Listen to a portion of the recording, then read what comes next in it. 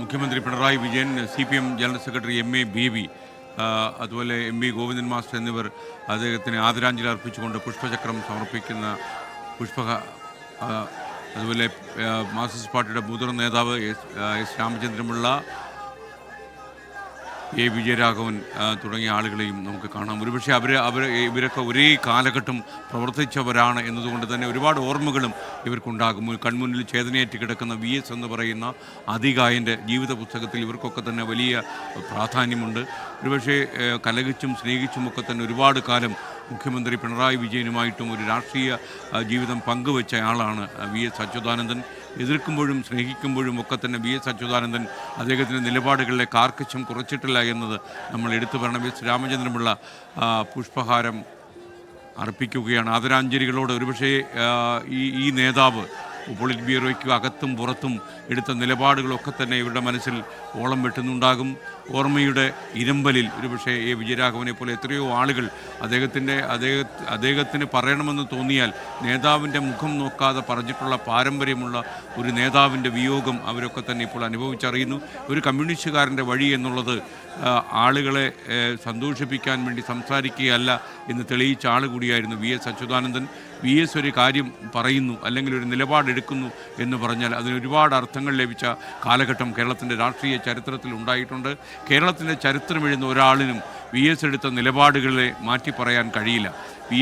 ഒരുപക്ഷെ VSൻ്റെ ജീവിത പുസ്തകത്തിൽ വന്നുപോയിട്ടുള്ള ആളുകൾക്കൊക്കെ തന്നെ മറ്റൊരു മുഖമുണ്ടെങ്കിൽ അത് അനാവരണം ചെയ്യാൻ ധൈര്യം കാണിച്ച അതികായനായിരുന്നു VS അച്യുതാനന്ദൻ. ഗോപികൃഷ്ണൻ, VS ഇപ്പോൾ കേരളത്തിൻ്റെ പൊതുസമൂഹത്തിന് ഒരു ഓർമ്മയായി മാറിയിരിക്കുന്നു. പക്ഷേ നമുക്കറിയാം VS എങ്ങനെയാണ് രാഷ്ട്രീയ പ്രസ്ഥാനങ്ങൾക്കപ്പുറം, പ്രത്യയശാസ്ത്രങ്ങൾക്കപ്പുറം കേരളത്തിൻ്റെ സാമാന്യ ജനതയുടെ, കേരളത്തിൻ്റെ പൊതുസമൂഹത്തിൻ്റെ സ്വത്തായി VS അച്യുതാനന്ദൻ എങ്ങനെ മാറി എന്നത് നമുക്കറിയാം. സംഘടനാ തലത്തിൽ വളരെ വേഗം വളരാൻ കഴിഞ്ഞ നേതാവാണ് VS അച്യുതാനന്ദൻ. പക്ഷേ പാർലമെന്ററി ജീവിതത്തിൽ VSന് അത്ര അനായാസമായ ഒരു വളർച്ച ആദ്യഘട്ടങ്ങളിൽ കിട്ടിയിരുന്നില്ല. നമുക്കറിയാം 1965 അദ്ദേഹത്തിൻ്റെ സ്വന്തം വീട് ഉൾപ്പെടുന്ന അമ്പലപ്പുഴ മണ്ഡലത്തിൽ നിന്ന് നിയമസഭയിലേക്ക് VS മത്സരിച്ചത്. പക്ഷേ ആ മത്സരത്തിൽ VS തോൽക്കുകയാണ് ഉണ്ടായത്. അങ്ങനെ തോറ്റുകൊണ്ടായിരുന്നു VSന്റെ പാർലമെന്ററി രംഗത്തേക്കുള്ള തുടക്കം. അത് കഴിഞ്ഞ് 2 വർഷം കഴിഞ്ഞപ്പോൾ അതേ മണ്ഡലത്തിൽ നിന്ന് VS ജയിച്ച് നിയമസഭയിലെത്തി.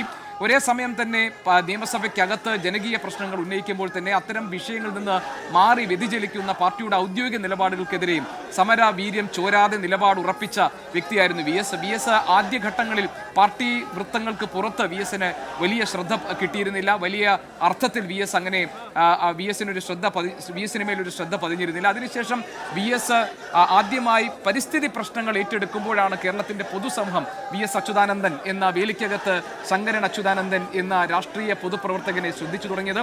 അത് 90കളുടെ തുടക്കമായിരുന്നു. ആ ഘട്ടത്തിലാണ് കുട്ടനാട്ടിലെ നെൽവയലുകൾ നികത്തിക്കൊണ്ട് അവിടെ ടൂറിസ്റ്റ് ബംഗ്ലാവുകൾ നിർമ്മിക്കുന്ന ഒരു സാഹചര്യം ഉണ്ടായത്. ആ ഘട്ടത്തിൽ VS അച്യുതാനന്ദൻ അത് പരിസ്ഥിതിക്ക് ഉണ്ടാക്കുന്ന ദോഷങ്ങളെക്കുറിച്ച് ബോധവാനാവുകയും അദ്ദേഹം സമരരംഗത്തേക്ക് കാലെടുത്ത് വെക്കുകയും ചെയ്തു. അതിനുശേഷം അദ്ദേഹം 2001 പ്രതിപക്ഷ നേതാവായിരുന്നപ്പോൾ അദ്ദേഹം ഏറ്റെടുത്ത പ്രധാനപ്പെട്ട വിഷയങ്ങളായിരുന്നു കേരളത്തിലെ രാഷ്ട്രീയവുമായി ബന്ധപ്പെട്ട അദ്ദേഹത്തിന്റെ നിലപാടുകൾ. അതോടൊപ്പം തന്നെ കൊക്കക്കോള കമ്പനിക്കെതിരെ അദ്ദേഹം പ്ലാച്ചിമടയിൽ നടത്തിയ സമരം, മതികെട്ടാൻ സമരം, ഇതൊക്കെ തന്നെ അദ്ദേഹത്തിനെ വലിയ രീതിയിൽ കേരളത്തിന്റെ പൊതുസമൂഹത്തിന്റെ ശ്രദ്ധയിലേക്ക് കൊണ്ടുവന്നു. അത് കഴിഞ്ഞ് 2006 VS അച്യുതാനന്ദനെ മത്സരരംഗത്തേക്ക് എത്തുന്ന ഘട്ടത്തിൽ അദ്ദേഹത്തിന് സീറ്റ് നിഷേധിക്കുന്ന ഒരു ഘട്ടം നമ്മുടെ മനസ്സിലേക്ക് ഇപ്പോൾ കടന്നു വരുന്നുണ്ട്. ആ ഘട്ടത്തിൽ VSന് സീറ്റ് നൽകണമെന്ന് ആവശ്യപ്പെട്ടുകൊണ്ട് കേരളത്തിന്റെ തെരുവുകളിൽ പാർട്ടി പ്രവർത്തകർ ഇറങ്ങി മുദ്രാവാക്യം വിളിച്ചതും അങ്ങനെ പാർട്ടിയുടെ ചരിത്രത്തിൽ ഇതുവരെ ഇല്ലാത്ത തരത്തിൽ ഒരു തിരുത്തൽ വരുത്തിക്കൊണ്ടും VS അച്യുതാനന്ദനെ സ്ഥാനാർത്ഥിയാക്കുകയും ചെയ്തു. അങ്ങനെ 2006 VS നിയമസഭയിൽ ജയിച്ചു കയറുകയും അതോടൊപ്പം തന്നെ കേരളത്തിന്റെ മുഖ്യമന്ത്രിയായി മാറുകയും ചെയ്തു.